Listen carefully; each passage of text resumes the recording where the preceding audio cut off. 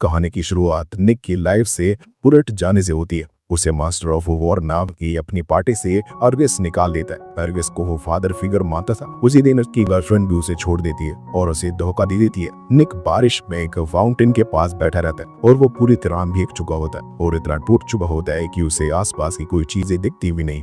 उसे अर्गिस के साथ हुई लड़ाई याद आती है। वो गरोसो नाम के आदमी को माफ करने से मना कर देता है, जो उनकी मेहनत की सारी कमाई लेकर किसी रैंडम लड़की को इम्प्रेस करने के लिए भाग गया था। अर्गिस उल्टा उसी को सेल्फिश कह देता है और कहता है कि वो एडवेंचर बनने के लायक नहीं है। वो उसे याद दिलाता है कि बचपन में उसने ही उसे अपने पास रखा था। फिर उसे कह देता है कि वो कहीं और जाकर अपनी जगह ढूंढ ले। जब वो लगभग टूटने वाला होता है तभी एक नीले बालों वाली लड़की छाता लेकर उसके सामने आती है। वो उसे एक स्ट्रेट डॉग जैसा बताती है और कैजुअली उसे अपने आइडल कॉन्सर्ट का टिकट दे देती है। निक उसे देखता है और सोचता है कि वो किसी आइडल जैसे नहीं लगती। वो पूछता है कि वो यहाँ क्या कर रही। लड़की बताती है कि वो भी शुरू कर रही है और लोगों को चेयर अप करना उसके काम का हिस्सा। वो उसे अपना अम्ब्रेला देती है और जल्दी से चली जाती है। जाते जाते वो कहती है कि उसे उसके कॉन्सर्ट में आना चाहिए। निक पहले तो जाना नहीं चाहता था, लेकिन फिर भी अगेट नाम की उस लड़की का शो देखने चला जाता है। धीरे धीरे वो एक हार्डकोर आइडल फैन बन जाता है। वो अपने सारे सेविंग्स उसके मर्चेंडाइज पर खर्च करने लगता है और वो अपने इस ऑनेस्ट ओटाकू लाइफस्टाइल को चलाने के लिए ज्यादा कमाना चाहता है।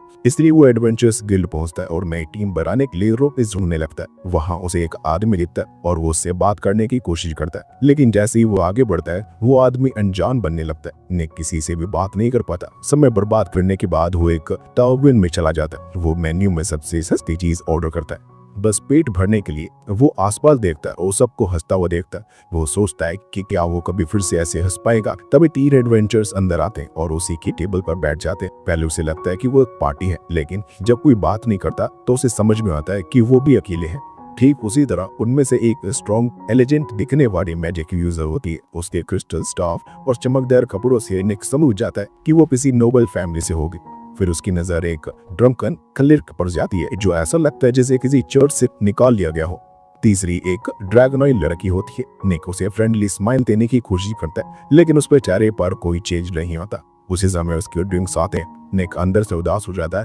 वो सोचता है कि जिससे भी वो दोस्ती करेगा वो उसे धोखा ही देगा। उसे समझ में नहीं आता कि वो फिर कभी किसी पर ट्रस्ट कर पाएगा या नहीं। वो एक ही बार में अपना ड्रिंक खत्म कर देता है और मग जोर से टेबल पर रख देता है। उसी पल बाकी तीनों भी वही करते हैं। वो एक साथ बोलते हैं कि वो कभी किसी पर ट्रस्ट नहीं कर सकते। सब एक दूसरे को हैरानी से देखने लगते हैं। उनमें से एक रिच मेज लड़की, जिसका नाम ताइना है, अपनी कहानी बताना शुरू करती है। एक दिन उसने लाइटनिंग स्पेल किया था। इस दुनिया में लाइटनिंग स्पेल का मतलब होता है वाटर और विंड मैजिक को साथ मिलाना। उसके स्कूल मास्टर ने उसकी तारीफ की थी, बहुत खुश भी हो गई थी और अपने फियांसे एलेक्स को अपनी प्रोग्रेस बताने के लिए जल्दी से उसके पास भागी थी। वो वहाँ पहुंचते और देखती है कि उसका फियांसे एक रैंडम लड़की लियोन के साथ बैठा है। वो उसके पास जाकर बैठ जाती है। वो इतनी स्माइल और भरोसा करने वाली होती है कि उसे समझ में नहीं आता कि उसका दिमाग उसे चीट कर रहा है। वो खुशी खुशी बताने लगते हैं कि उसके टीचर को उसकी लाइटनिंग मैजिक कितनी पसंद है। तब उसकी नजर पास बैठी लड़की पर जाती है और वो पूछती है कि ये कौन। अचानक उसका फियांसे उस पर ही इल्जाम लगाता है। नो कहता है कि वो स्कूल में लियोन को बुली करती थी। फिर वो कहने लगता है कि वो हमेशा अपने मैजिक की शेखी मारती रहती है। वो गुस्से में कहता है कि उसे हमेशा उसके सामने छोटा महसूस होता है। उसी समय वो एंगेजमेंट तोड़ लेता है। वहीं पर लियोन से शादी करने का फैसला करता है। टियाना के सामने ही वो उसे छोड़ देता है। स्कूल खत्म होने के बाद टियाना जॉब ढूंढने लगती है, लेकिन हर जगह लोग उसे मना कर देते हैं। लोग कहते हैं कि वो नोबल फैमिली की लड़की है और असली काम के लिए बहुत सॉफ्ट है। हर जगह से रिजेक्ट होने के बाद वो एक रेस ट्रैक पर पहुंच जाती है। वहाँ वो कुछ बेट्स जीत लेती है और अचानक काफी पैसे जमा कर लेती है। वो जल्दी ही उसे चीज की आदी हो जाती है, लेकिन ज्यादा समय नहीं गुजरता और वो सब कुछ हार जाती है। उसके पास रेंट देने के भी पैसे नहीं बचते। फिर वो एडवेंचरिंग के लिए पार्टनर ढूंढने की कोशिश करती है, लेकिन जो भी उसे देखता उसे सब तो ठंडे चेहरे से डर जाता। वो स्माइल करने की भी कोशिश करती, लेकिन कोई फायदा नहीं होता। आखिर में बिना किसी ऑप्शन के वो उसी टावर में पहुंच जाती है जहाँ निक बैठा होता है। निक फिर क्लेरिक से उसकी पहचान पूछता है। उसका नाम जैन होता है। जैन बताता है कि वो एक छोटे से सिटी में क्लेरिक था। मिरल नाम के एक छोटी लड़की उसे हर्ब्स इकट्ठा करने में मदद करती थी और बदले में थोड़ा पैसा लेती थी। सब कुछ ठीक चल रहा था, लेकिन एक दिन वो लड़की उससे प्यार करने लगी। उसने उसका हाथ पकड़ा, उससे शादी करने को कहा। जेन ने मना कर दिया क्योंकि वो चर्च से जुड़ा हुआ था और शादी नहीं कर सकता था। जैसे ही उसने उस अंडर एज शादी के प्रपोजल को ठुकराया, लड़की रोने लगी और उसे बुरा कहकर भाग गई। कुछ दिन बाद जब जेन को हाई क्लर्क बनने वाला था, गार्ड्स अचानक उसे पकड़ने आ गए। मिरल भी उनके पीछे खड़ी थी और वो उसे देख रही थी जैसे उसके साथ कुछ बुरा हुआ हो। जेन उसके पास जाने की कोशिश करता है लेकिन गार्ड उसे रोक लेते हैं। लेकिन उस पर बड़े आरोप लगा देती है। उसे कुछ समझने का मौका भी नहीं मिलता और उसे जेल में डाल दिया जाता है। वो 3 महीने तक जेल में रहता है। जब वो बाहर आता है तो उसे सिटी से निकाल दिया जाता है। लोग उसे प्रिवेट कहने लगते हैं। सिटी से निकल जाने के बाद वो एक इन में रहने लगता है। वो एक लेडी की मदद करता है, उसके बैक पेन को ठीक करता है। बदले में वो लेडी उसे सलाह देती है कि वो लेवरेज सिटी जाकर एडवेंचर बन जाए। जेन बताता है कि इस तरह वो आगे बढ़ा और अब इस ट्रेवल में बैठा है। उन दोनों की बातें सुनकर निक कहता है कि उसे उनकी बातों पर भरोसा नहीं। वो पूछता है कि क्या वो भी ऐसे ही सोचते हैं, लेकिन जेन कहता है कि वो डीमन किंग को हराने वाला है। फिर निक ड्राइवर में लड़की से उसकी कहानी पूछता है। उसका नाम कैरन है। वो गुस्से में बताते हैं कि उसकी कोई बहुत जरूरी चीज उससे छीन ली गई और वो भी उस इंसान है जो उसके काफी करीब। इसके बाद निक अपनी कहानी बताता। वो कहता है कि क्लाउड नाम की लड़की ने उसे छोड़ दिया था। बाद में उसे पता चला कि वो उसे सिर्फ इस्तेमाल कर रही थी। अचानक निक की आंखें खुलती हैं। वो खुद को उल्टा लटका हुआ पाता है और उसका चेहरा जमीन में लगा होता है। नींव धीरे निक को समझ में आता है कि चारों लोग एक रूम में सो गए थे। वो तुरंत उठता है और सबको जवाब देता है। वो उन्हें बाहर जाने को कहता है लेकिन तभी उसे एहसास होता है कि वो जगह उसकी नहीं है, वो टियाना का कमरा है। टियाना आराम से उसे बताती है कि यहाँ से तो उसे ही जाना चाहिए। थोड़ी देर बाद वो चारों बैठकर सोचते हैं कि क्या ये सब सही है, क्या वो सच में इतना पैसा कमा पाएंगे कि ठीक से जी सके। हर किसी के पास कोई ना कोई वजह होती है जो उसे आगे बढ़ाती है। किसी को आइडल पसंद है, किसी को खाना, किसी को गैम्बलिंग और किसी को औरतें। निक कहता है कि उसके लिए वो चीजें मायने रखती हैं जो उसकी लाइफ को मीनिंग देती हैं। तभी वो एक आइडिया देता है कि क्यों ना वो चारों मिलकर अपनी खुद की पार्टी बना ले। अगली सुबह चारों गिल्ड पहुंचते। वो एक यंग रिसेप्शनिस्ट को घूरते रहते जिससे वो डर कर रोने लगती है। तभी एक बुजुर्ग गिल्ड लेडी वहां आती है और उन्हें डांटती है। वो निक को पहचान लेती है क्योंकि वो पहले मास्टर ऑफ वॉर में था। वो उनके रजिस्ट्रेशन फॉर्म को चेक करती है। वो कैरन की तरफ इशारा करके कहती है कि वो फेमस लड़की है जो अकेले सी रैंक डंजन से जिंदा लौट आई थी। वो कहती है कि जिंदा रहना ही एडवेंचर्स के लिए सबसे जरूरी बात है।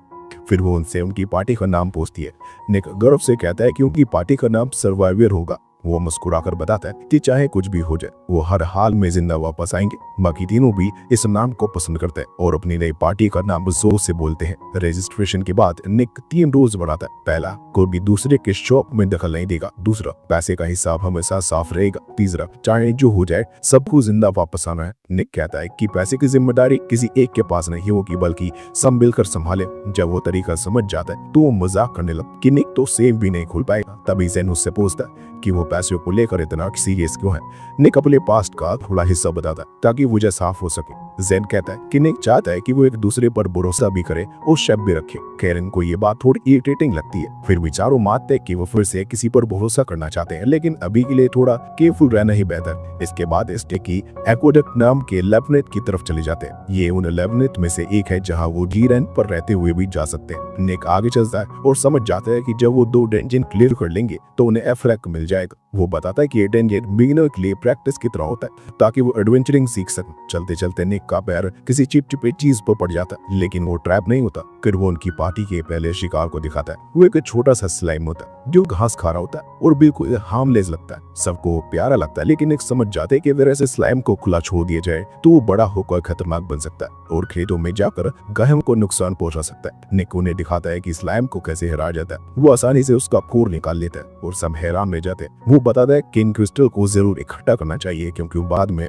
इन्हें पैसे के लिए एक्सचेंज किया जा सकता है। ऊपर की तरफ जाते समय जेम टियाना से मजाक करता है और पूछता है कि क्या उसके लिए ये पार्टी बस एक गैम्बल है। टियाना को ये बात पसंद नहीं आती। वो निक से शिकायत करती है कि जेम उसके पर्सनल मैटर में दखल दे रहा है और रूल तोड़ रहा है। निक हल्का सा मुस्कुराता है और मन में सोचते है कि शायद ये पार्टी बनाना सही फैसला था। थोड़ी देर बाद जेम एक स्लाइम को मारने की कोशिश करता है। वो मानता है कि किसी जीव की जान लेना उसे अजीब लगता है। बाकी लोग उसे समझाने लगते हैं। फिर वो सब इस बात पर सोचने लगते हैं कि आखिर मॉन्स्टर्स इंसानों पर हमला क्यों करते हैं लेकिन किसी के पास आम जवाब नहीं होता। निक उन्हें अलर्ट रहने को कहता है। टियाना कहती है कि अब एक स्लाइम में बस इतना फर्क दिखा है कि वो पहले से तेज हो गए हैं। वो अपनी शीकी में घबराती है कि वो पहले कोस और गोबलिस को हरा चुकी है लेकिन उसी समय उसका पैर फिसल जाता है। निक कैजुअली बताते है कि यहाँ के स्लाइम शिवजी पर लिक्विड फेंकते और जमीन केले के छिलके जितनी स्लिपरी हो जाती है। टियाना अपनी गलती से शर्मिंदा हो जाती है। गुस्से में वो डांस नाम का स्पेल चला देती है लेकिन निशाना चूक जाता है और स्पेल कैरन की तरफ चला जाता है। कैरन मुश्किल से अपनी तलवार से उसे रोक पाती है।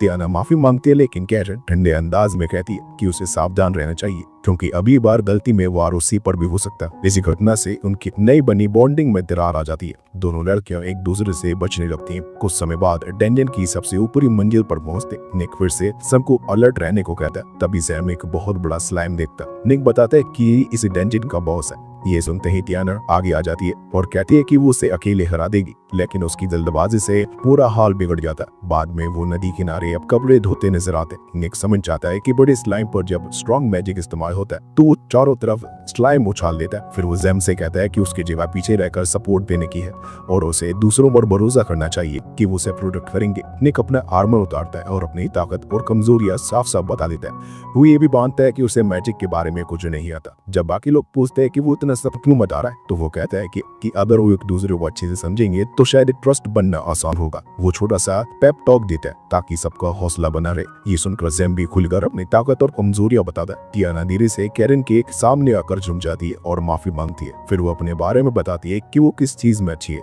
और कहाँ कमजोर है। ये देखकर कैरन का मन थोड़ा पिघलता है। थोड़ी दूर बैठकर फिर से ठंडी और चुप सी हो जाती है। तभी कैरन अचानक छींकती है और उसके मुंह से एक छोटा सा अंगारा निकलकर टियाना के पास गिरता है, जिससे छोटी सी आग जल जाती है और उसे गर्मी मिलती है। ऊपर से वो ऐसे दिखाती है जैसे उसे जलाने की कोशिश की हो, लेकिन सच में वो उसे ठंड से बचा रही थी।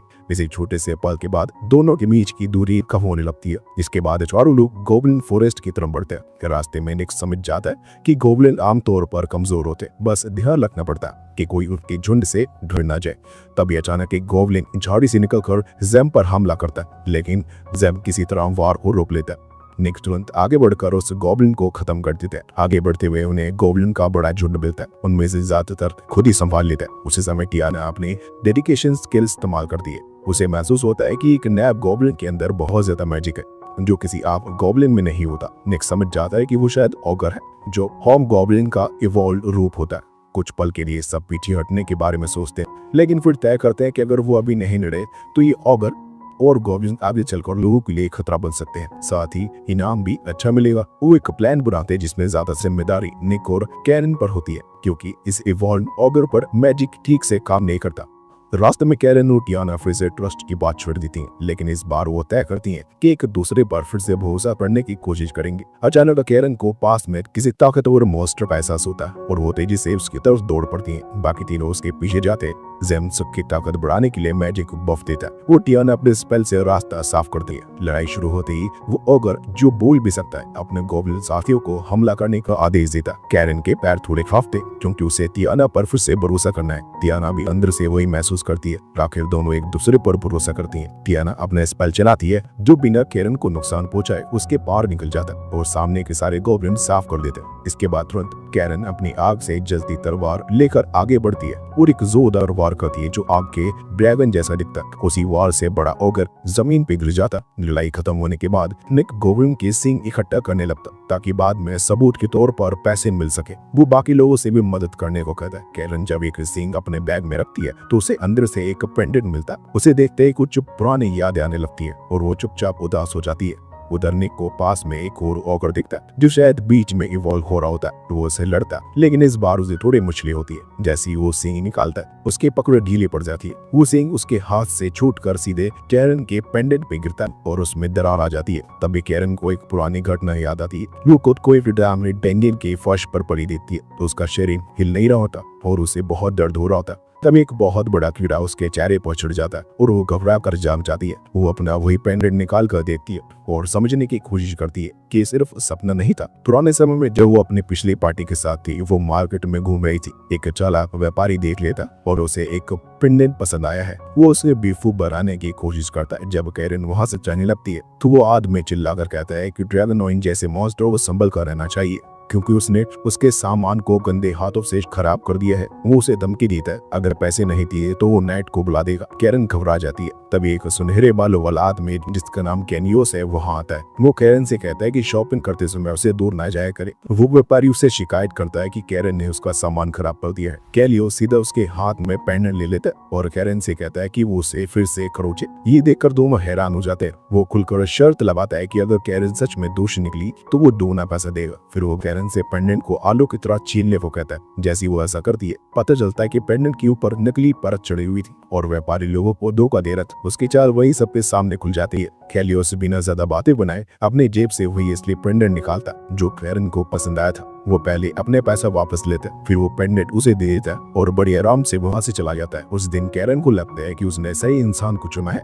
ब्रेवनोइन एक गर्व करने वाली टैमी ह्यूमन रेस मानी जाती है। लोग कहते हैं कि उनका मकसद हीरो की मदद करना और दुनिया को बचाना होता है। इसी सोच के साथ कैरन हर दिन कैलियोस की पार्टी का साथ देती थी। अगले दिन वो अपने परिवार का ड्रैगन जेम साफ कर रही होती है। तभी कैलियोस उसे आवाज देता है और कहता है कि चलने का समय हो गया। वो उसे कहता है कि अपना सामान यही छोड़ दे क्योंकि कोई उनकी चीज छुड़ाने की हिम्मत नहीं करेगा। कैरन पूरे भरोसे के साथ उसके पीछे चली जाती है। मिशन के दौरान बाकी लोग उसकी ताकत की तारीफ करते हैं, लेकिन उसे सबसे ज्यादा खुशी तब मिलती है जब कैलियोस उसकी तारीफ करता है। लड़ाई के बाद वो छोटे मोटे काम में मदद करने की बात करती है, लेकिन कैलियोस उसे कहता है कि अपनी ताकत बचा कर रखे और पार्टी पर भरोसा करे। जब वो डैनियन की बॉस पोर्ट स्नेक के पास पहुंचते तो कैलियोस उसे भरोसा दिलाता है कि वो उसके साथ। कैरन बिना डरे आगे बढ़ती है और जोर से उस बर्तन जैसे ढांचे से टकराती है। अंदर का बड़ा सांप गुस्से में आकर पूरा ध्यान उसी पर लगा देता है और बाकी पार्टी भी कूद पड़ती है। कैरन देखती है कि वो सांप अजीब तरह से चमक है। वो बार बार कैलियोस से पूछती है, लेकिन वो बस कहता रहता है कि भरोसा रखो और उसका ध्यान बनाए रखो। अचानक सांप उसे लपेट लेता है और जहरीली सांस छोड़ता है। उसका शरीर सुन्न हो जाता है। वो जमीन पे गिर जाती है और सांस लेने के लिए तड़पती है। उसी हालात में वो देखते हैं कि कैलियोस और उसकी पार्टी आराम से लूट इकट्ठा कर रहे हैं। वो आपस में बात करते हैं कि उनकी ड्रैगन लड़की सही बैट साबित हुई।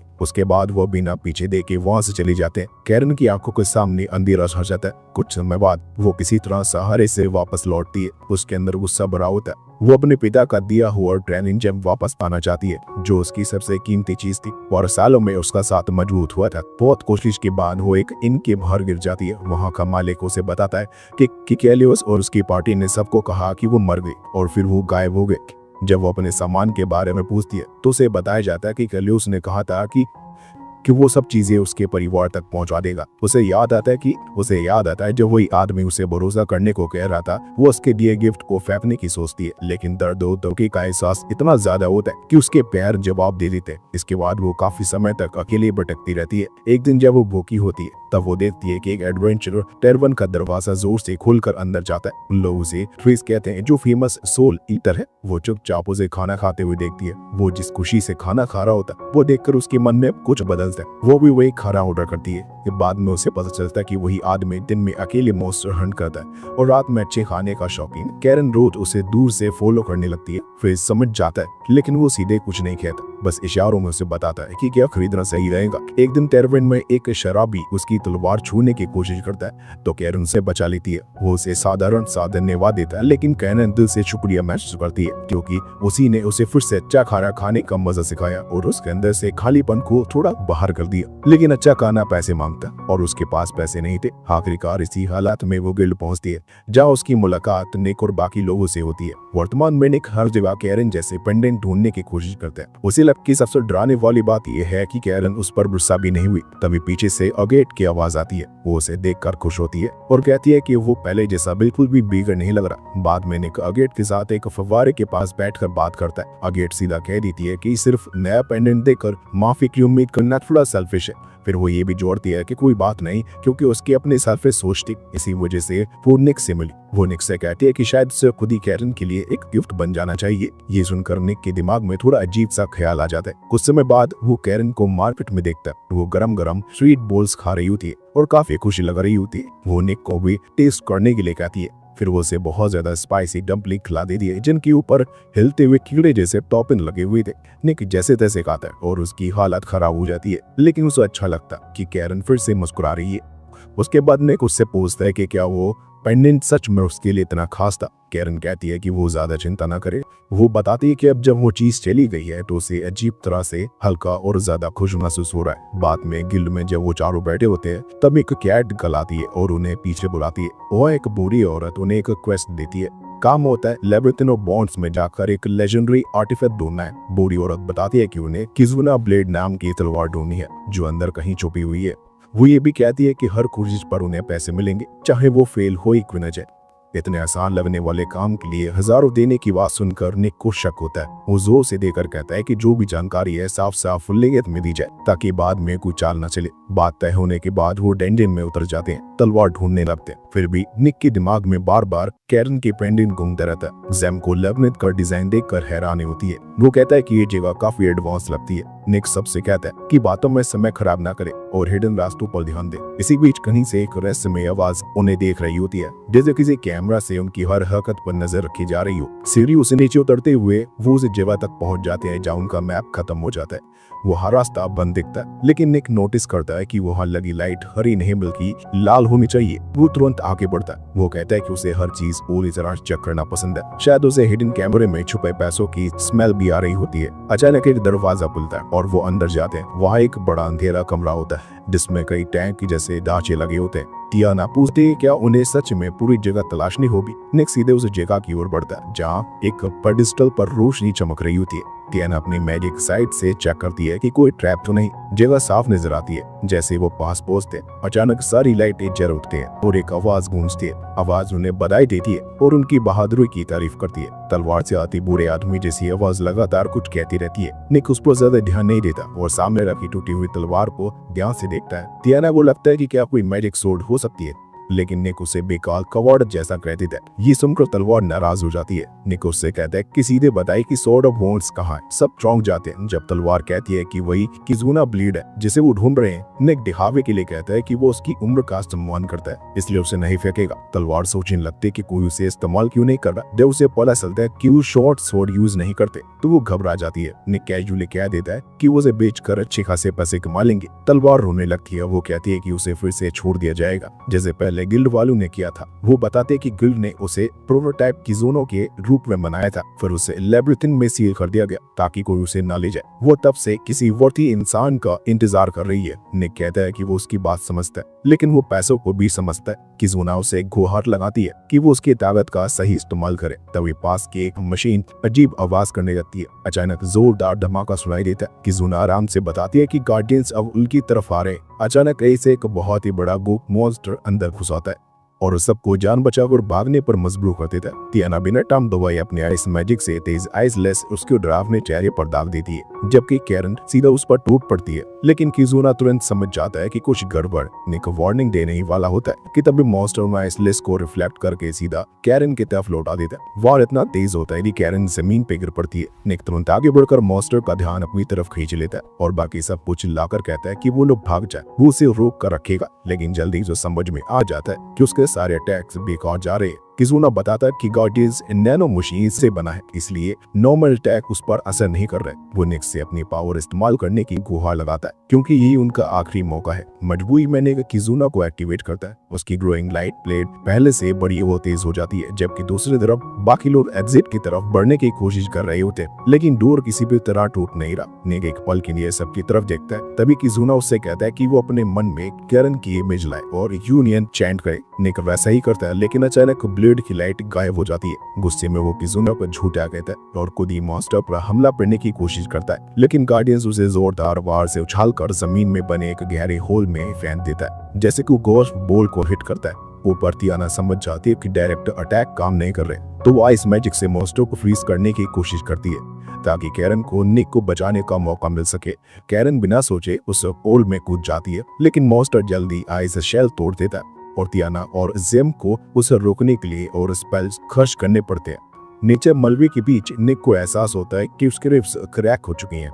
दर्द और हालात देखकर वो एक पल के लिए हार मानने की सोचता है, लेकिन तभी कैरन की आवाज सुनाई देती है। वो उसे कहता है कि वो बाकी लोगों के साथ भाग जाए, लेकिन कैरन इस बात पर गुस्सा हो जाता है। उसके लिए भागना तब तक बेकार है जब तक सब साथ ना जाए। निक टूटे हुए पेंडेंट के लिए माफी मांगता है, भले कैरन पहले कह चुकी थी कि उसे फर्क नहीं पड़ता। तब कैरन बताते कि वो पेंडेंट उसके पुराने पार्टी लीडर ने दिया था। वो उससे बहुत नाराज थे क्योंकि उसने उसे बिट्रे किया था। फिर भी वो उसे फेंक नहीं पाई क्योंकि कहीं ना कहीं उसे उम्मीद थी कि वो एक दिन वापस आएगा, लेकिन अब उसने फैसला कर लिया है कि वो अतीत को छोड़कर उन लोगों के साथ आगे बढ़ेगी जो अभी उसके साथ है। वो मुस्कुराते हुए कहती है कि शायद पेंडेंट का टूटना ही उसके लिए अच्छा था। उन दोनों के बीच का बॉन्ड मजबूत होते हुए देख किजुना निक से एक बार फिर पावर एक्टिवेट करने को कहता है। ऊपर सरफेस पर टियाना अपनी आखिरी ताकत लगा रही होती है। वो जेम से कहती है कि वो अपने स्पेल उस पर वेस्ट नहीं कर बल्कि निक को बचाने पर ध्यान दे। जैसे ही हालात लगभग खत्म होने वाले होते तभी गार्जियंस के पीछे से एक तेज चमक उठती है। अगले पल निक और कैरन की फ्यूजन फॉर्म गार्जियंस को चकनाचूर कर देती है।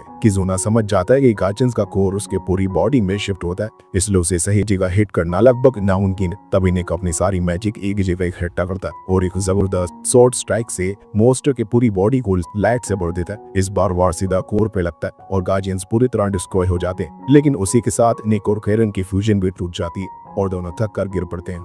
बाद में गिल्ड में वो लोग सोर्ड को ओल्ड लेडी और कैट गर्ल को दिखाते हैं, लेकिन दोनों ज्यादा इम्प्रेस्ड नहीं लगते। ओल्ड लेडी कहती है कि सोर्ड जितना सुनने में लेजेंडरी लगती थी उतनी खास नहीं दिखती, ज्यादा एक पुराना रेलिक लगता है। फिर भी वो वादा निभाते हुए अपनी पेमेंट देने को तैयार हो जाती है, जिससे निक काफी संतोष हो जाता है। तभी वो पीछे खड़े छोटे सफेद बालों वाले लड़की की तरफ इशारा करती है जो खुद को और गर्व से किजुना द स्वॉर्ड ऑफ बॉन्ड के रूप में इंट्रोड्यूस करता है। बाद में किजुना हंसते हुए कहता है कि उन्होंने ग्रिल लेडी को इतनी आसानी से फूल कर दिया। ये सुनकर निक के मन में सवाल उठता है कि वो जस्टिस की बात करता है, लेकिन क्या वो खुद भी आउटरा सेल्फिश और चालाक नहीं बन जा रहा। किजुना शरारती अंदाज में कहता है कि उसने जो भी किया रिक को जान बचाने के लिए। जैम अभी भी इस बात को लेकर कंफ्यूज रह जाता है कि स्वॉर्ड आखिर काम कैसे करता है और उसे ये भी अजीब लगता है कि जो लोग ही रहना चाहता है उसने अपना नाम इतना ऑब्वियस किजुना क्यों रखा है। बाद में तियाना के कमरे में निक सैक भरकर लाई हुई कैश को टेबल पर उड़ेल देता है। कोइंस देखा न सुनते ही सबके चेहरे पर चमक उठती है और हर कोई सोचने लगता है कि अपनी मेहनत की कमाई किस पर खर्च करेगा। किजुना थोड़ा कंफ्यूज हो जाता है कि वो आखिर किसके साथ जाएगा।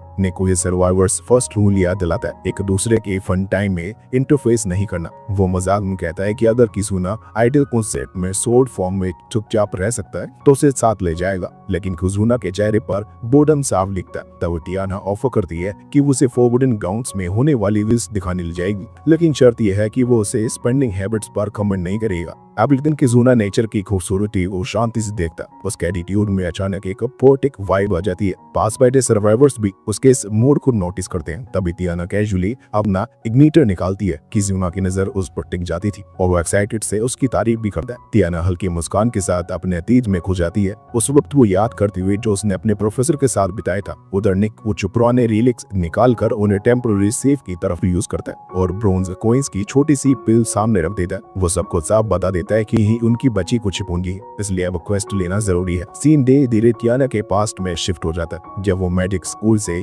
ग्रेजुएट हुई थी उसे वो इग्निटर याद आता है जिसके टीचर ने फेवरेट गिफ्ट के तौर पर दिया था। उसे याद के साथ एक गिल्ड भी जुड़ा है क्योंकि उसके स्कैंडल की वजह से उसके सबसे प्यारे प्रोफेसर का करियर बर्बाद हो गया था। वो सेज टाइटल पाने का सपना देखते थे, लेकिन उसके कारण वो मौका उससे छिन गया। फिर भी सब कुछ खोने के बाद भी उन्होंने उसे आखिरी बार मुस्कुरा कर देखा था। कन्वर्सेशन के दौरान अचानक प्रोफेसर जोर जोर से हंसने लगते हैं। पहले वो हंसी हल्की लगती है, लेकिन धीरे धीरे वो अनसेटलिंग बन जाती है। साफ हो जाता है कि वो अपना मानसिक संतुलन खो चुके हैं और एक लाफिक मैनियक में बदल चुके हैं। तियाना उस हालात को याद करके दुख से भर जाती है। वो सोचती है कि काश सब कुछ पहले जैसा हो सकता। बिस्तर से उठते हुए वो एक पल को सोचती है कि शायद वो अपनी मेंशन में जाएगी और सब एक बुरा सपना निकलेगा। उधर कैरन भी जागती है। उसके बाद सैम निक खुद को एक ड्रीम में पाता है जहां क्लाउडिंग की यादें सामने आती है, लेकिन सपना जल्दी नाइटमेयर में बदल जाता है और वो हाफते हुए उठ बैठता है। उसे एक पल के लिए शक हो जाता है कि कहीं ये टेलीपैथी तो नहीं, और क्या किजुना उसके सपने में स्लीप टॉक कर रहा था। टीम टेबल के आसपास इकट्ठा होती है। तभी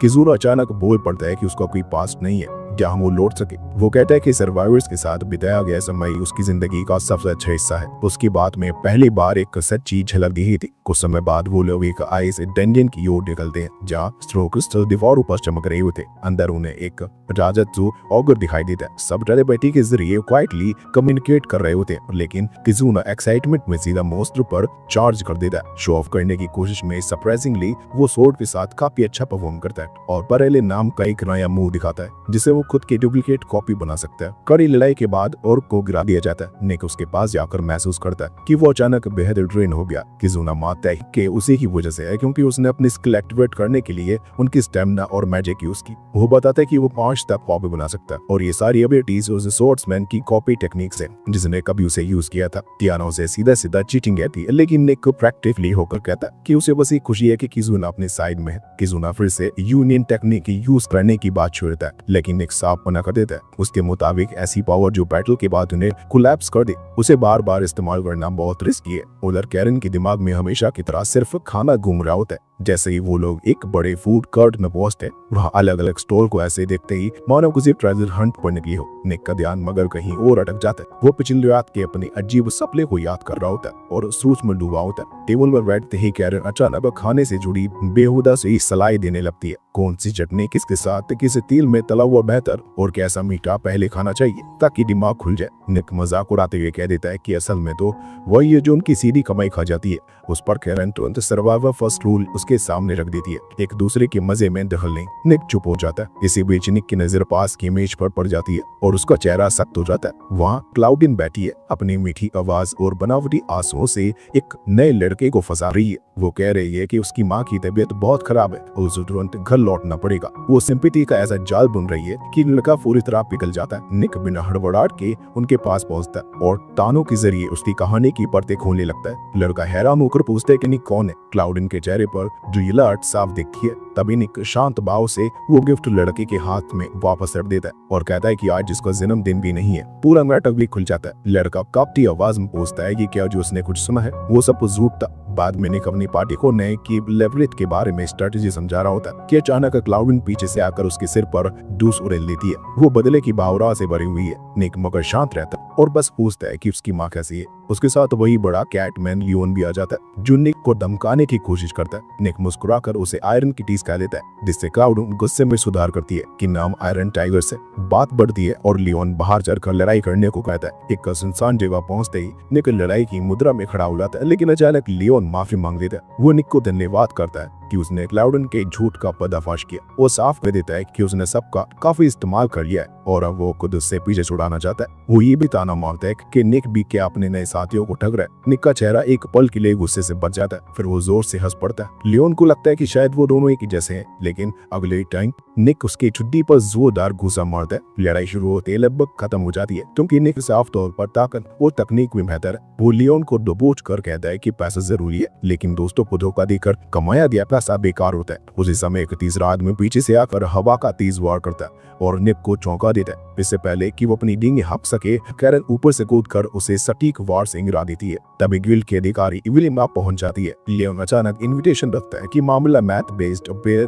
अनलक बैटल से सुलझाया जाए और विलिमा को रेफरी बना दिया जाता है। अगले दिन विलिमा नियम समझाती है, 10 राउंड होंगे। हर राउंड में मैथ के क्वेश्चंस काफी टफ होते जाएंगे। जो पहले हल करेगा और जिसका आंसर सही होगा उसे विरोधी पर एक वार करने का अधिकार मिलेगा। ये सुनकर कैरन घबरा जाती है। उसे लगता है कि बहुत ही बड़ी जिम्मेदारी है, लेकिन सबसे हैरान होने के बीच वह ड्रॉ जीत जाती है। मैथ का नाम सुनते ही उसके चेहरे का रंग उड़ जाता है, दिमाग जैसा जाम हो जाता है और क्लाउडिन की चुपती हंसी उसे और परेशान कर देती है। हालात ऐसे हो जाते मानो वो सवाल से नहीं किसी असली दानव से लड़ने जा रही हो। मॉक टेस्ट के बाद कैरन कांपते हाथों से अपनी आंसर शीट पकड़ती है। जैम उसे दबकाता है कि अगर वो सच में मेहनत करे तो उसमें ठीक ठाक पोटेंशियल। शीट देखते ही उसका चेहरा उतर जाता है, क्योंकि गलतियां अभी भी कम नहीं थी। लेकिन जैम हंसते हुए कहता है कि ट्रेनिंग जारी रही तो वो जल्दी आइंस्टाइन बन जाएगी। ये सुनकर उसका मन थोड़ा हल्का हो जाता है। वापसी के रास्ते में किजुना एक्साइटमेंट में कहता है कि वो उनकी जगह लड़ेगा, और जैम साफ मना कर देता है। उसका मानना है कि लड़ाई उन्हें खुद जीतनी होगी, वरना कोई मतलब नहीं रहेगा।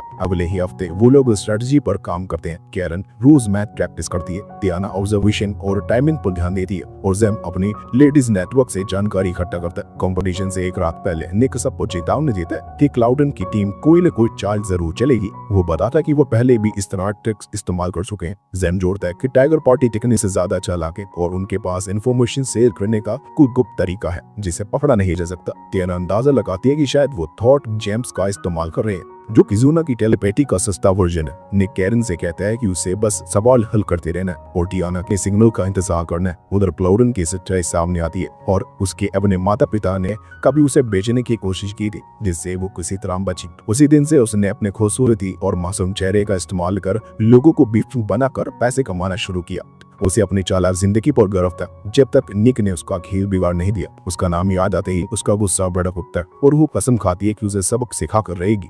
कंपटीशन के दिन कैट गर्ल दोनों लड़कियों को क्वेश्चन शीट देती है। कैरन को राहत मिलती है कि पहले सवाल आसान है, लेकिन क्लाउडन ताना मारती है कि तो बच्चे भी हल कर सकते हैं। दूसरी ओर निक लियोन से भिड़ा है और नोटिस करता है कि लियोन पूरी ताकत से नहीं लड़ रहा, मानो समय खींच रहा हो। कैरन एक पल के लिए घबरा जाती है और खुद को संभाल कर जल्दी जल्दी हल निकालती है और पहले खत्म करती है और वो सेल्फ कॉन्फिडेंस से मुस्कुराती है। पर कैट गर्ल स्कोर अनाउंस करती है। क्लाउडन लगभग परफेक्ट स्कोर के साथ काफी आगे है। जेम पहले ये अंदाजा लगा चुका था कि जल्दी खत्म करने के चक्कर में कैरन की एक्यूरेसी छूट जाएगी। निक मजाक में कहता है कि छोटे से कैटमैन के फ्लफी पंजे उसका रॉक हार्ड एप्स को कुछ कर नहीं सकते। अगले पल लियोन उसके सोलर प्लेक्सस पर गंदा वार करता है। निक दर्द से झुकता जरूर है पर गिरता नहीं। उसे पहले से शक था कि वो मैच हिस्से का फायदा उठाकर पेनल्टी हिट से जीत जाते हैं। अगले राउंड भी क्लाउडन जीत जाती है, पर पेनल्टी हिट के साथ कैरन का दिल बैठता है। उसे लगता है कि निक उसी की वजह से मार खा रहा है। वो रोते हुए कहती है कि उसकी छोटी सी दिमागी गलती की कीमत निक चुका रहा है। निक हंसकर कहता है कि ट्रेनिंग से पहले वो 20 भी नहीं ला पाती थी, तब भी वो दर्जनों वार खाने को तैयार था। अब उसके प्रोग्रेस देखकर उसे पूरा भरोसा है। वो उसे सबसे होशियार लड़की कहता है। ये सुनते ही कैन के अंदर सेल्फ कॉन्फिडेंस बढ़ जाता है। वो क्लाउडन को साफ कर देती है कि उसका ट्रैश टॉक कूड़ेदान में फेंक दे। अब वो पूरी तरह फोकस में आ जाती है। क्लाउडन की बात उस पर असर नहीं डालती। उधर टियाना उसकी हर हरकत पर नजर रखती है। जैसे जैसे सवाल कठिन होते हैं, करन थोड़े पीछे पड़ने लगती है, जबकि क्लाउडन सस्पिशियस तेजी से सॉल्व कर दी जाती है, मानो कहीं से आंसर मिल रहे हो। टियाना मेले की साइड से आसपास स्कैन करती है, पर खुला चीटिंग एविडेंस नहीं मिलता। निक और पेनल्टी हिट झेलता है। तभी टियाना अपनी पाइप से जोर की आवाज करती है और सबका ध्यान खींचती है। वो गर्ल लेडी से कहती है कि उनके पास एक धीमा मैच देखने का समय नहीं है, क्यों ना सारे सवाल एक साथ दे दी जाए। गर्ल लेडी चेतावनी देती है कि ऐसा करने पर जो पहले खत्म करेगा उसे लगातार 7 पेनल्टी पंचेस मिलेंगी और लगभग जीत पक्की हो जाएगी। निक मुस्कुराकर कहता है कि यही तो चाहिए, पूरा खेलने की दाव पर है। कैट गर्ल सारे क्वेश्चन शीट एक साथ कैरन और स्नेक गर्ल को दे देती है। कैरन पूरी स्पीड से लिखना शुरू कर देती है। उसकी पेंसिल रुक नहीं रही। टियाना ध्यान से क्लाउडन को देख रही होती है, बस इसी इंतजार में कि वो अब चीटिंग का इशारा दे। कैरन को इतने फोकस में देखकर क्लाउडन घमंड में आ जाती है। वो कहीं छुपे अपने आदमी को कैलकुलेटर निकालने का सिग्नल देती है। दोनों लड़कियां तेजी से सवाल हल कर रही होती है। तभी टियाना को दूर से हल्की से मैजिक सिग्नेचर महसूस होती है। वो तुरंत समझ जाते हैं कि कुछ गड़बड़ और चुपचाप बाहर निकल जाती है। बाकी पार्टी भी उसके पीछे जाती है। निक को भी बात समझ में आ जाती है। वो लियोन को चिढ़ाते हुए पूछता है कि उसकी टीम का एक मेंबर कहाँ गायब है। ये सुनकर टाइगर मैन के चेहरे का रंग बदल जाता है। उसे शक हो जाता है कि उनका प्लान पकड़ा गया। घबरा कर वो क्लाउडन को चिल्लाकर रुकने को कहता है, लेकिन इससे उल्टा गिल लेडी को शक होने लगता है और क्लाउडिन बढ़ जाती है। उधर टावर में बैठा नेड ठीक से कोऑर्डिनेट नहीं कर पा रहा होता। तभी अचानक किजुरा और बाकी लोग उसके पीछे पहुंच जाते हैं। किजुरा पीछे से आवाज लगाता है। उस समय क्लाउडिन परेशान होकर नेड पर चिल्ला रही होती है कि वो भी बहुत स्लो है। तभी टियाना उस रोप पहने बीवकूफ को पकड़कर सबके सामने ले आती है और उसके हाथ में थॉट जेम दिखाती है। गिल लेडी तुरंत क्लाउडिन से पूछती है कि क्या उसके पास भी ऐसे जेम है। टियाना ये सुनकर और गुस्सा हो जाती है। अब सब साफ हो चुका था। गार्ड्स लियोन को पकड़कर जेल में ले जाते हैं। क्लाउडिन रोते हुए बोलती है कि उसने पूरी जिंदगी स्ट्रगल की है और कोई उसे ब्लेम नहीं कर सकता। कैरन उसकी बात नहीं मानती। टियाना शांत आवाज में कहती है कि हर किसी को बदला लेने का मौका मिलता है। उस रात सब लोग टर्विन में कैरन की मैच की जीत का जश्न मनाते। उसे MVP की तरह ट्रीट किया जाता है। उधर जेल में लियोन अपने पुराने दिनों को याद करता है। वो सिल्वर टाइगर नाम के एक पार्टी के बारे में सोचता है। उस ग्रुप का लीडर बिशॉप था, जो बाकी टाइवियन से ज्यादा तेज दिमाग वाला था। वो उसका खुद का भाई था। बिशॉप की प्लानिंग की वजह से उन्होंने लेवलित जीत लिया था और अंडरवर्ल्ड ट्रेजर ले आए थे, लेकिन बिशॉप की लापरवाही ने उसकी जान ले ली। उसी दिन से लियोन को इंसानों पर भरोसा नहीं रहा। तभी एक गार्ड उसकी सेल में आता, बिना फोड़ने के तलवार निकालकर उससे पूछता कि उसने जो ट्रेजर चुराया था वो कहाँ छुपाया है। ब्लैक मार्केट में भी उसका कोई निशान नहीं मिला था। गार्ड पूछता है कि क्या ट्रेजर अभी भी उसके पास है। लियोन हल्की मुस्कान के साथ पूछता है कि उसे कैसे पता चला। असल में एक आइटम ऐसा था जिसे लियोन ने कभी बेचा ही नहीं, क्योंकि वो बहुत खतरनाक था। आखिर वो उसे बाहर बुलाता है। वो सॉर्ड ऑफ एवोल्यूशन होता है जो दिखने में काफी हद तक किजुआ जैसा लगता है। इधर सर्वाइवर्स अपनी नई कमाई का मजा ले रहे होते। तियाना कसिनो में कॉन्फिडेंस के साथ टेबल पर बैठी है। वो गेम में पूरी तरह डूबी है लेकिन आसपास हर चीज पर नजर रखे हुए है। दूसरी तरफ निक किजुना के साथ आता है। किजुना तो बस आइसक्रीम लेने आया था लेकिन उसके टर्न से पहले ही आइसक्रीम खत्म हो जाती है और वो चिढ़ जाता है। निक मजाक में पूछता है कि क्या वो गैम्बलिंग ट्राई करेगा। किजुना बताता है कि उसके अंदर एथिक्स प्रोटोकॉल लगे हैं इसलिए वो ऐसा नहीं कर सकता। किजुना नोटिस करता है कि कार्ड्स पर एंटी मैजिक लगे हैं ताकि कोई चीटिंग न कर सके। तभी बाहर एक बड़ा सा लायन जैसा आदमी कसिनो की तरफ बढ़ता दिखता है जैसे किसी शिकार की तलाश में हो। अंदर तियाना पूरी शांति के साथ बैठी है। उसे पहले यकीन है कि इस कमरे में कोई भी उसे हरा नहीं सकता। उसकी नजर स्टडी है और उसे अपनी जीत की खुशबू पहले से ही महसूस होने लगती है। जैसे तियाना बड़ी रकम जीत कर उठने वाली होती है तभी बाहर से वहीं बहुत सारे शेर जैसे दरिंदे कसिनो का दरवाजा तोड़कर अंदर घुस आते। कुछ ही सेकंड्स में हॉल में भगदड़ मच जाती है। टेबल पलट जाती है। लोग डर कर भागने लगते हैं। वो मॉन्स्टर इधर उधर घुसते हुए किसी को ढूंढ रहे होते हैं और जल्दी साफ हो जाता है कि उसका निशाना निक है। उसकी आंखों में गुस्सा साफ दिख रहा होता है। तभी पता चलता है कि वो कोई नहीं बल्कि लियोन है। उसका ये डरावना रूप उसे तलवार की वजह से एज से उसने जेल में बुलाया था। कहानी वापस जेल के पास उस पल जाती है। सॉर्ड ऑफ एवोल्यूशन खुद लियोन की बीड़िया काट देता है और पूछते है कि क्या वो अभी अपनी ताकत छोड़ने के लिए तैयार है। वो जानना चाहता था कि पहला शिकार कौन होगा। तलवार से निकलती डरावनी ताकत इतनी भारी होती है कि पास खड़ा गार्ड डर से कांपने लगता है। लियोन शांत होकर निक का नाम लेता है। जब वो पूछता है कि क्या तलवार अभी भी उतनी ही ताकतवर है तो वो गर्व से कहती है कि वो 100 साल पुरानी है और आज की तकनीक उससे कमजोर है। लियोन बिना सोचे तलवार पकड़ता है। इवोल्यूशन चिल्लाता है और उसका शरीर एक खतरनाक जानवर में बदल जाता है। वापस कसिनो में लियोन सब तोड़-फोड़ कर रहा होता है। तियाना एगिट की तरफ देखकर ताना मारती है कि इस बड़ी बिल्ली को अंदर किसने आने दिया। तब उसे याद आता है कि उसने अपना हथियार एंट्री पर जमा करवा दिया था। उसी समय लियोन उसके सामने आकर पूछता है कि निक कहाँ है। तियाना पहले अनजान बनती है लेकिन जब उसे समझ में आ जाता है कि ये सच में लियोन है तो वो पल भर के लिए चौंक जाती है। उसके बहुत बड़े शरीर को देखकर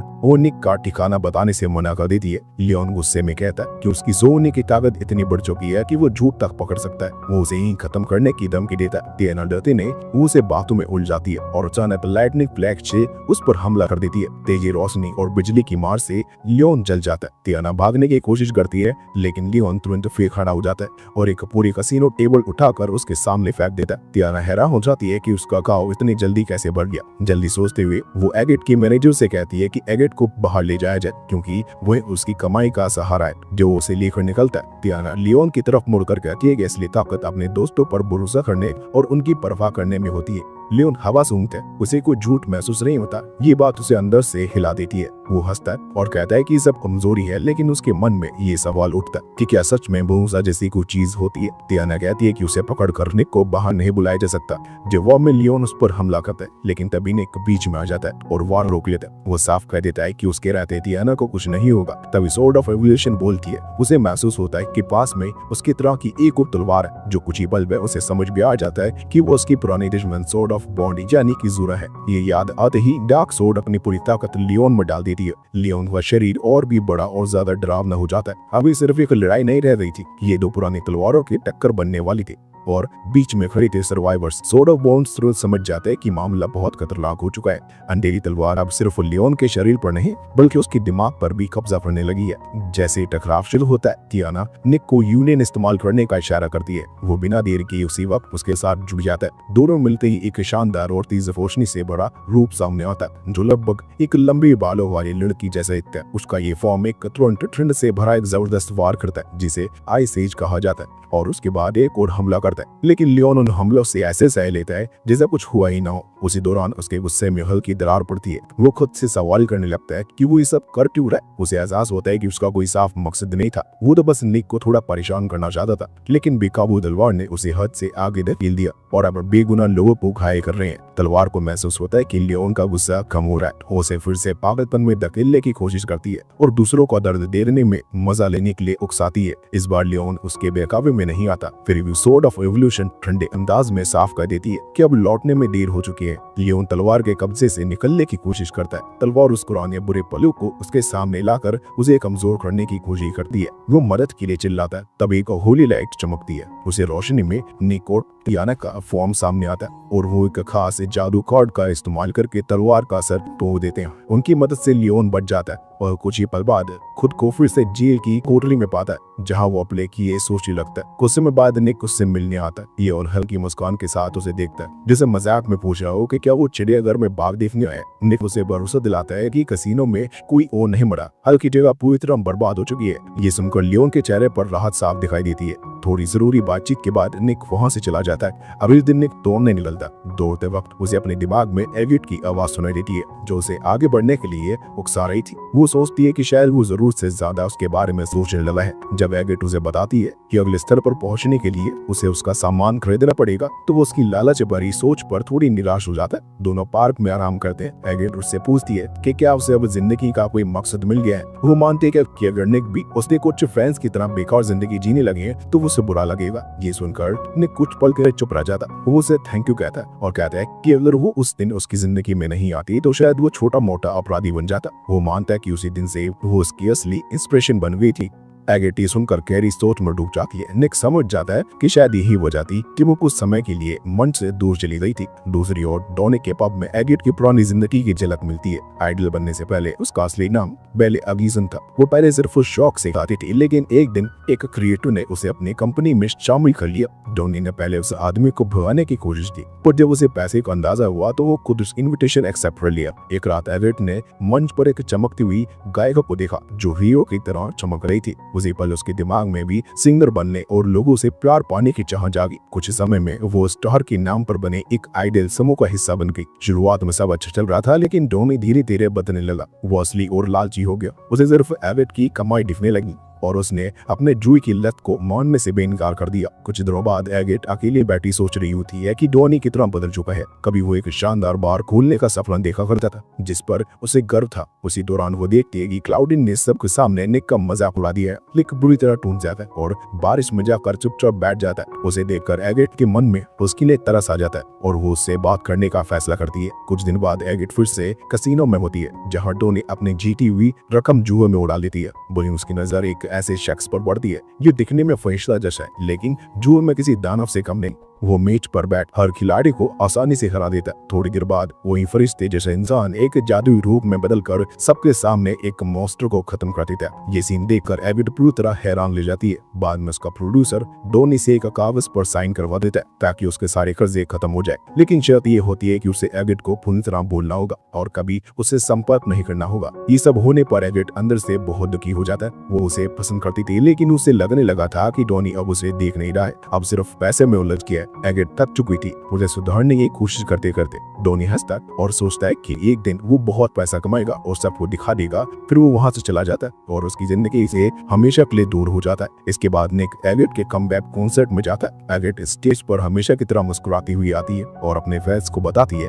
कि हाल ही में कैसीनो में एक अजीब घटना हुई थी जहाँ एक वॉरियर ने उसकी जान बचाई थी और बिना नाम बताए चला गया था। निक को ये सुनकर अजीब सा लगने लगता है, जैसे वो उस बात से जुड़ा हो। एगिट बताती है कि उसका नया गाना उसी हीरो पर। वो चाहती है कि जिस होप ने उसे मुश्किल समय में संभाला वही होप वो अपने फैंस को भी दे सके। कॉन्सर्ट के बाद पार्क में वो फिर से निक से माइंड से बात करती है और उसका मजाक उड़ाती रहती है, लेकिन निक समझ जाता है कि वो अंदर से परेशान है। जब वो उसे सीधा बात करने के लिए कहता है तो कुछ ही देर बाद एगिट अपना सारा मन खोल लेती है। दोनों के बीच लंबी और सच्ची बातें होती है और वो एक दूसरे को अच्छे से समझने लगते हैं। अगले दिन किजुना जैम के पास एक मैगजीन लाती है जिसमें टैपिंग मैन नाम के एक अजीब आदमी के बारे में लिखा हुआ था जो रात में बच्चों को उठा ले जाता है। कहा जाता है कि वो हवा में कूद सकता है और कोई उसे पकड़ नहीं पाया। किजुना इस बात से बहुत एक्साइटेड होती है। कैरन कहती है कि अगर वो सच में बुरा है तो उसे रोकना चाहिए। निक को ये कहानी झूठी लगती है, लेकिन किजुना मानने को तैयार नहीं होती। तभी ओलिविया टेलर नाम की एक हरे बालों वाली महिला वहां जाती है। वो बताती है कि वही उस आर्टिकल की राइटर है। वो हमेशा शहर लेवनेट में होने वाली अजीब घटनाओं की जांच करती है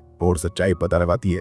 उसी रात जेम नशे में एक गली में चला जाता है। उसके सामने वे छोटी लड़की अचानक गायब हो जाती है। दूसरी तरफ निक के साथ चलते हुए किजुनो अचानक रुक जाती है और कहती है कि जेम खतरे में है। दोनों तुरंत उसे ढूंढने निकलते हैं। वो देखते कि जेम एक लगभग अदृश्य आदमी से उस लड़की को बचा रहा है। वो स्टेपिंग मैन होता है। किजुनो से लड़ती है, लेकिन वो भाग निकलता है। खतरा टलने के बाद जेम लड़की को रेड नाव की महिला के पास ले जाता है जो इसकी देखभाल करती है। लड़की बताती है कि वही स्टेपिंग मैन था और उसकी माँ उसे पकड़ने की कोशिश में हॉस्पिटल पहुंच गई रही थी। उसका नाम रेना होता है। जैम और बाकी लोग उसकी बात पर भरोसा करते हैं। रेना जैम से उसे अपना रेस्टोरेंट बनाने की बात करती है क्योंकि वो उसकी हिम्मत से काफी इफेक्ट हुई थी, लेकिन जैम कहता है कि वो भी बहुत छोटी है। वो उसे आराम करने और किसी भी खतरे से दूर रहने की सलाह देता है। रेना खुशी से उसे अपना मास्टर मान लेती है। अब ये तो सभी लोग बाउंटी गिल्ड चाहते हैं ताकि स्टेपिंग मैन के बारे में जानकारी निकाल सके। काउंटर पर बैठी कैट लेडी उन्हें आसानी से कोई खास जानकारी नहीं देती। वो निक को पहचान लेती है कि वो पहले मास्टर ऑफ वॉर का मेंबर रह चुका है।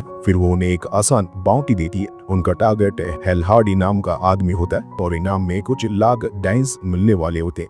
जब उनकी ग्रुप का नाम पुकारा जाता है तो वहां मौजूद बाकी बाउंटी हंटर्स उन्हें पहचान लेते हैं। उनमें से एक उनका मजाक उड़ाता है और कहता है कि उन्हें बाउंटी हंटिंग के बारे में कुछ नहीं पता। तियाना ये बात सहन नहीं करती और उस आदमी से शर्त लगाती है। मिशन लेने के बाद सब लोग गार्बेज कलेक्शन नाम की जगह की तरफ जाते हैं। वहाँ के गेटकीपर से जानकारी लेने की कोशिश करते हैं, लेकिन वो काम की बात करने की बजाय किसी जज और उसके कुत्ते के बच्चों की कहानी सुनाने लगता है। जब सब लोग सोचते हैं कि यहाँ से कुछ नहीं मिलेगा और जाने लगते हैं, तभी वो अचानक उन्हें नेल्दावा नाम के किसी खतरनाक आदमी से दूर रहने की वार्निंग देता है। आगे बढ़ते समय कुछ गुंडे उन्हें लूटने की कोशिश करते हैं, लेकिन ग्रुप आसानी से उन्हें हरा देता है। निक उनके लीडर से जानकारी निकलवा लेता है और पता चलता है कि जिस आदमी को वो ढूंढ रहे हैं वो शायद बेडरूम वाले इलाके में मिल सकता है। पार्टी आगे बढ़ती है और झुग्गी वाले इलाके से होकर गुजरती है। वहाँ के हालात देखकर सबको समझ आ जाता है कि लोग कितनी खराब हालत में रह रहे हैं। किजुनो उस जगह को पहचान लेती है और थोड़ी देर में उन्हें अपने टारगेट हेल मिल जाता है। हेल भागने की कोशिश करता है, लेकिन वो उसे जल्दी से रस्सी से बांध देते हैं। तभी एक गंजा आदमी सामने आता है। वो खुद को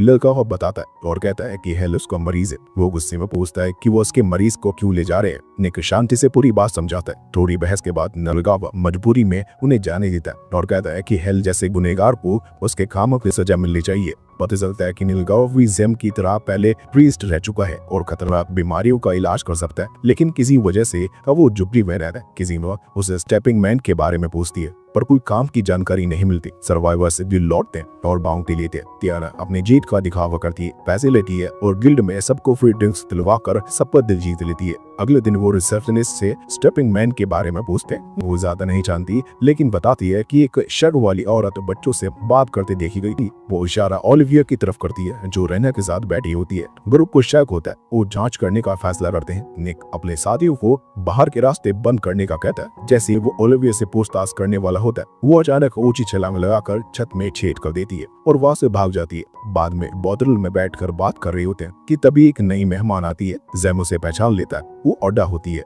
निक मानता है कि वो उसकी पुरानी टीम की फेमस चीफ की फैन है। अड्डा अपनी बेटी रेना की बर्ताव के लिए माफी मांगती है। रेना गुस्से हो जाती है क्योंकि जेम उसे अपना स्टूडेंट नहीं बनाता।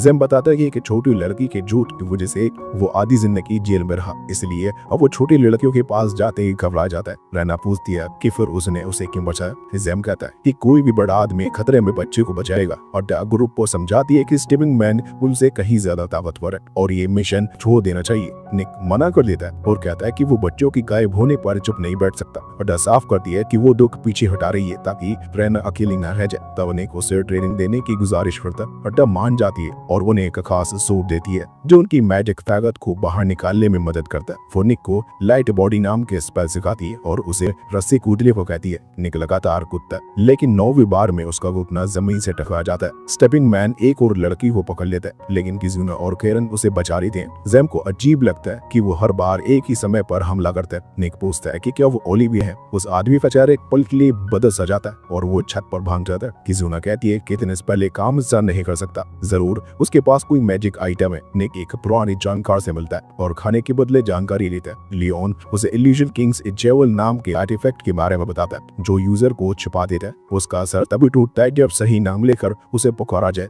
और पूरी तरह यकीन हो। अगले दिन ट्रेनिंग में निक पहले से ज्यादा तेज हो जाता है। उसे अपने बचपन की यादें आती हैं जब उसके गुरु ने पहले उसे शरीर मजबूत बनाना सिखाया था। अभी वो लाइट बॉडी के साथ ऊंची छलांग लगाता है, हालांकि अभी भी पूरा कंट्रोल नहीं है। जेम बताता है कि उसे स्टेपिंग मैन के बारे में एक पक्का सुराग मिला है। जब फिर झुग्गी पहुंचते हैं जहाँ एक बच्चे की लाश मिली होती है, जैसे ही वो पास जाते हैं किजुना सबको माइंड से चेतावनी देता है तो कोई उनका पीछा कर रहा है। तभी एक चोवा पहने साकी निक पर हमला करता है। निक लाइट बॉडी से उसके बारी वारों से बचता है। ये देखकर सामने वालों को शक हो जाता है कि निक ही स्टेपिंग मैन है। वो जगह टूटने लगती है और किजुना के टेक्निक का जवाब अपने शैडो क्लोन से देती है। निक मौका पाकर चिल्लाता है कि सच बता दो। तब वो औरत अपना हुड उड़ाती है और मान लेती है कि वो ओलिविया है। वो कहती है कि उसे भी निराशा हुई कि निक पर शक गया। वो बताती है कि वो स्टेपिंग मैन की तरह कपड़े पहनती है लेकिन असली किडनैपर नहीं है, बस दोनों को छतों पर कूदने का शौक है, इसलिए गलत फहमी हुई। वो इस बात को अलग खासकर मुदव्वर में रखे ताबूत को पुलती है। पहले नजर में उन्हें शरीर में कुछ अजीब नहीं दिखता।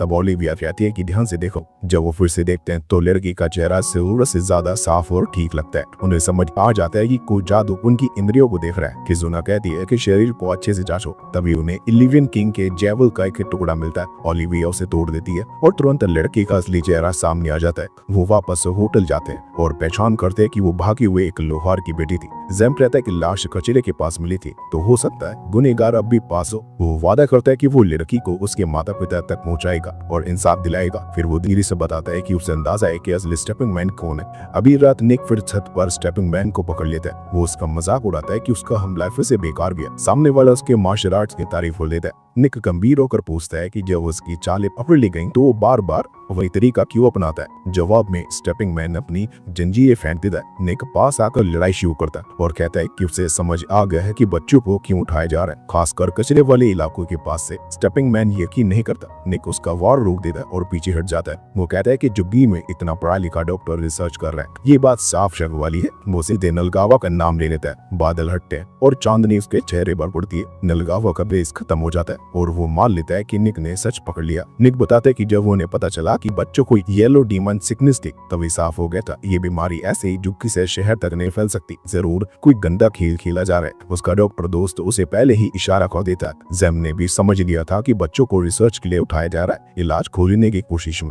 नलगावा बात करने के मूड में नहीं होता तो निक हमला करता है। बूढ़ा डॉक्टर उसके हर वार को पकड़ लेता है लेकिन निक एक जोरदार लात मारता है जिससे छत टूट जाती है और दोनों नीचे गोदाम में गिर जाते हैं। बाकी टीम भी पहुंच जाती है। जैम पूछता है कि वो इतना नीचे क्यों गिर गए। नलगावा कहता है कि वो सब अपनी बेटी के लिए कर रहा है। जैम बताता है कि येलो डीमन सिकनेस एक ऐसी बीमारी है जो गलती से भी लग सकती है। उसकी बेटी ने एक मरीज के सैंपल से ये पकड़ ली थी जब वो अपने पिता जैसा बनना चाहती थी। लोग बिना सोचे समझे बात फैलाते रहते। बूढ़ा डॉक्टर टूट जाता है और चिल्लाता है कि उसकी बेटी को क्यों मरना पड़ा। वो कहता है कि अब वो इलाज ढूंढने के लिए जितने बच्चों की जरूरत पड़े कुर्बान करेगा। जैम को दुख होता है। वो पूछता है कि क्या उसे छोटी लड़की की याद भी है जिसकी जान उसने ली। डॉक्टर चुप हो जाता है। जैम बताता है कि जब वो उसकी लाश घर लेकर गया था तो उसके माता पिता कैसे रो रहे थे। पूरा मोहल्ला दुख में डूबा था कि हर बच्चा किसी का अपना होता है जैसे उसकी बेटी थी। नलगावा माफी मांगता है। वो कहता है कि एक प्रीस्ट से मिलकर उसने सहारा लिया था और उसी रास्ते पर चल पड़ा। जैम याद दिलाता है कि उसने अपने क्लिनिक से कई लोगों की जान बचाई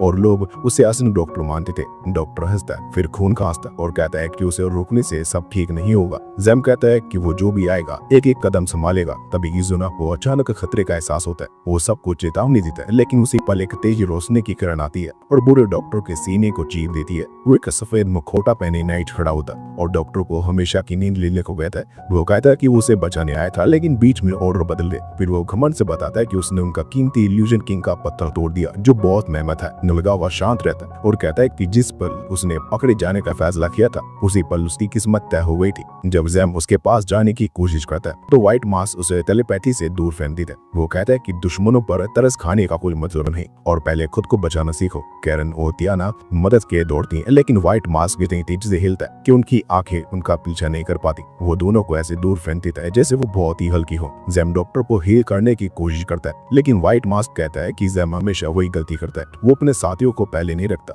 वो उसकी काइंडनेस को सेल्फिश जरूर बता रहा है और कहता है कि यही सोच एक दिन उसे और उसके दोस्तों को खत्म कर देगी। निक कहता है कि उन्हें यूनियन इस्तेमाल करना होगा लेकिन वो देखता है कि सब पहले से ही बहुत कमजोर है। तब ओलिविया आगे आती है और कहती है कि वो थोड़ा समय संभाल लेगी ताकि वो फैसला कर सके। जैम इशारा करता है और ओलिविया सीधा व्हाइट मास्क पर टूट पड़ती है। वो तेजी से वार करती है और उसका मास्क चटन जाता है। व्हाइट मास्क पीछे हटता है। व्हाइट मास्क खुद को हील करने लगता है। ओलिविया समझ जाती है कि उसके पुराने गियर को तोड़ना आसान नहीं है। तभी निक और जैम अपनी ताकत मिलाते हैं। पहली बार व्हाइट मास्क घबराता है और ग्रेविटी मैजिक से ओलिविया को जमीन पर दबा देता है। फिर वो बाहरी तलवार से निक को कुचलने की कोशिश करता है। निक स्पीड वाला तरीका अपनाता है और हवा में छलांग लगाकर हमला करता है। ओलिविया महसूस करती है कि दबाव कम हो गया और वो ग्रेविटी से बाहर निकल आती है। व्हाइट मास्क निक पर ध्यान देता है। तभी ओलिविया तेज रफ्तार से एक बड़ा पत्थर उसकी तरफ फेंकती है। वो मुश्किल से बचता है। फिर वो निक को पकड़ लेता है और सोचता है कि जीत गया। तभी किजुना उड़कर उसके चेहरे पर लगता है। व्हाइट मास्क उसे निकाल देता है और कहता है कि आज के लिए इतना काफी है। फिर वो जोरदार धमाके के साथ वहां से चला जाता है। सब मलबे से बाहर निकल आते हैं। जैम तुरंत डॉक्टर के पास जाता है। बूढ़ा बताता है कि उसे खुद ये लो सिकनेस है और वो ज्यादा दिन नहीं बचेगा। इमारत गिरने लगती है और किजुना सबको जल्दी बाहर निकलने को कहता है। वो सब लोग भाग जाते हैं। अब ये दिन ज़ैम एक अच्छे इंसान को खोने का दुख बनाता है। निक उससे संभालता है। कैरन कहती है कि उसने पूरी कोशिश की। थोड़ी देर बाद वो सब फिर साथ बैठते हैं। किजुना कहता है कि बड़ा केस खत्म हो गया, लेकिन ओलिविया याद दिलाते हैं कि व्हाइट मास्क किसी बड़े ग्रुप का हिस्सा था। कोई ऊपर बैठा बस चला रहे। उनके पास पुराने हथियारों का एक बहुत ही बड़ा हिस्सा है और वो कभी भी शहर में कियोस्क फैला सकते हैं। निक ओलिविया से पूछता है कि वो असल में है कौन। वो हंसती है और बताती है कि जैसे किजुना स्वॉर्ड ऑफ बोन्स है, वैसे वो स्वॉर्ड ऑफ वॉर है। कुछ दिन के बाद सर्वाइवर्स ज्यादा समय आराम में बिताते हैं। उन्हें समझ में आ जाता है कि व्हाइट मास्क के सामने वो कितने कमजोर थे। निक एक टूटी पुरानी तलवार को देखते हुए अपने बचपन को याद करता है। वो अपने माता पिता के साथ एक गाड़ी में बैठा था और अपने अंकल आर्गस के घर जा रहा था। अचानक उसके पिता चुप हो गए। उसकी माँ ने उसे छिपे हुए खाने में धक्का दे दिया और कहा कि वो उसे बहुत प्यार करते हैं। बाहर तलवारों की आवाजें आ रही थी। कोई चिल्ला रहा था कि आर्गस ने धोखा दिया। निक छिपा रहता है। एक मोटा आदमी पैसे लेकर चला जाता है और पीछे हिस्से को भी जांचता है। निक बच जाता है, लेकिन आगे उसे एक बड़े आदमी का सामना करना पड़ता है जिसके हाथ में चाकू होता है। वो आंखें बंद कर लेता है। तभी वो बड़ा आदमी उस मोटे को मार लेता है और दीवी से माफी मांगता है। बाद में निक को पता चलता है कि वही उसका अंकल आर्गस है। निक उसका ऋण बन जाता है। उसे अफसोस होता है कि वो अपने माता पिता को नहीं बचा पाया। वो सोचता रहता है कि वो क्या कर सकता है। रात में वो बिस्तर पर लेटा यही बात सोचता रहता है और धीरे धीरे नींद में चला जाता है। वो बारिश की तेज आवाज से जागता है। पास में एडिट गाना गा रही होती है। वो जो छाता उसने इसे दिया था उसे ऐसा छोड़ देता है कि वो उसके सिर पर आ गिरता है। दोनों एक ही छाते के नीचे खड़े हो जाते हैं। रात भर वो शांत माहौल में साथ बैठे रहते हैं और धीरे धीरे बातें करते रहते हैं। उधर ज़ैम डॉक्टर नलगावा की क्लिनिक संभाल रहा है। वो जुगली इलाके के लोगों का इलाज करता है जिन्हें सच में मदद की जरूरत है। लोगों की मदद करके उसे सच्ची खुशी मिलती है। उसे समझ में आ जाता है कि वो डॉक्टर से नफरत नहीं कर सकता। जब वो एक मरीज के चेहरे पर मुस्कान देखता है तो वो अपने शेल्फिश चाहत को भी मान लेता है। टियाना अपने घर पर कई रातों तक सो नहीं पाते। वो अपनी जिंदगी के बारे में सोचती रहती है। वो शर्त जीतती रहती है और उसके पास बहुत पैसा है, लेकिन उसे अंदर से खाली खाली लगता है। एक दिन वो एक काफी अच्छा सूप चखती है। उसे एक खास दोस्त की याद आ जाती है जिसे वो सूप बहुत पसंद आता है। अगले दिन कैरन सबसे मिलती है और पूछती है कि सब ठीक है या नहीं। किजुना देखता है कि ज़ैम अपने खाली समय में क्या कर रहा है। वो उसे उनकी पुरानी रूल याद दिलाता है कि वो एक दूसरों की निजी बातें में दखल नहीं देंगे। अब वही रूल उन्हें थोड़ा दूर कर रहा है। काम खत्म होने के बाद सब अलग अलग हो बैठे। वो जरा तक किजुना क्लिनिक में ज़ैम से मिलने आता है। ज़ैम उसे जाने को कहता है। किजुना कहता है कि वो उसकी जिंदगी में दखल नहीं देना चाहता, बस इस इलाके में सावधान रहना चाहता है। अगली सुबह कैरन भी आती है। किजुना माहौल हल्का होने की कोशिश करता है, लेकिन अब कैरन को पता चलता है कि उन्होंने उसके बिना नाश्ता कर लिया है तो वो नाराज हो जाती है। वो गुस्से में सड़कों पर चली जाती है। उसके दिमाग में खाली उसकी याद नहीं निकल रही होती। तभी वे एक छोटी लड़की को उसे तराठा भी जाते देखती है जैसे कभी उसके साथ कुछ हुआ था। वो उससे खराब दुकानदार को डांट देती है। थोड़ी देर बाद निक और बाकी लोग उससे मिलते हैं और उसे फेस्टिवल चलने को कहते हैं। टियाना कहती है कि वहाँ अच्छा खाना मिलेगा। ये सुनते ही कैरन मान जाती है। दोस्तों के साथ समय बिताकर उसका गुस्सा कम हो जाता है। वो कहती है कि वो एक ड्रैगनोइन होने के नाते इंसानों के साथ खड़ी रहेगी और दुनिया को बचाने में मदद करेगी। तभी ओलिविया तेजी से आती है और कहती है कि डीमन लॉर्ड वापस आ रहा है और व्हाइट मास्क भी शामिल है। फिर वो खुद ही मान लेती है कि ये सब उसके दिमाग की बात थी और उसका असली हुनर बस फ्रीक न्यूज बनना है। सबको साथ देकर कैरन की आंखें भर आती है। वो मानते कि वो अपनी खोई हुई ड्रैगन किंग स्टोन के बारे में अकेले सोचती रही। चाहे वो दोस्तों के साथ हंस रही थी, टियाना कहती है कि वो उसे ढूंढने जा सकती है, लेकिन इस बार पूरी टीम के साथ जाएगी। अगर वो अपने काम को टीम का जॉब बना दे तो उनके रूल लागू नहीं होंगे। निक कहता है कि सर्वाइवर्स किसी जॉब से नहीं डरते। ये सुनकर कैरन खुश हो जाती है। सब लोग हाथ उठाकर ऐसे खड़े होते हैं जैसे ग्रुप फोटो ले रहा हो। तभी आसमान में आतिशबाजी शुरू हो जाती है। वो सब साथ खड़े होकर रोशनी से भरे आसमान को देखते हैं। उनके बीच फिर से भरोसा लौट आता है। यहीं पर स्टोरी एंड होती है।